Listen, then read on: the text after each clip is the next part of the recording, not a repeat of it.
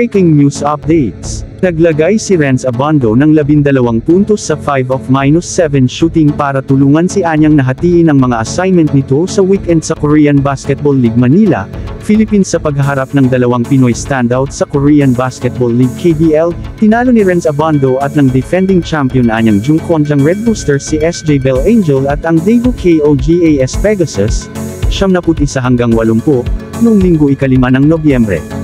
Si Abando ay isa sa 6 na manlalaro ng Anyang na umiskor ng double figures sa wire-to-wire win na may 12 puntos sa mahusay na 5 of -7 shooting sa mahigit 13 minutong aksyon.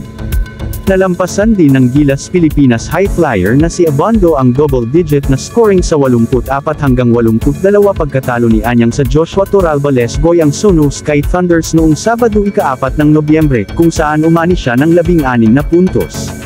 Pinangunahan ni Choi Song-won ang demolisyon ni Anyang sa Daegu na may 20 puntos, habang nagdagdag ng tig 40 ng dating import ng PBA na sina Duvon Maxwell at Daryl Monroe.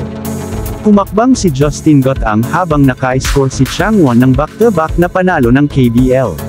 Naka-double figure si Justin Gotang sa back-to-back games habang tinalo ng Changwon LG Sakers si SJ Bell Angel at ang Daegu KOGAS Pegasus pati na rin ang Seoul Samsung Thunders Juan Gomez de Liaño. Seoul go 2-0 sa KBL opening weekend sina Juan Gomez de Liaño at ang Seoul SK Knights ay nanalo sa Korean Basketball League nang talunin nila ang Anyang Jungkwon Red Boosters ni Renz Abando at ang Suwon KT Sonic Boom ni Dave Ildefonso. Nabigo naman si Bell Angel, sa kabilang panig, na sulitin ang kanyang 22 minuto at 44 na segundo ng oras ng paglalaro nang magtapos siya ng 2 puntos lamang sa 1 of -4 field goal clip at 4 na assists. Dala ng dating Bay Area Dragon star na si Andrew Nicholson ang scoring cudgels para sa Daegu na may game high na 26 na puntos.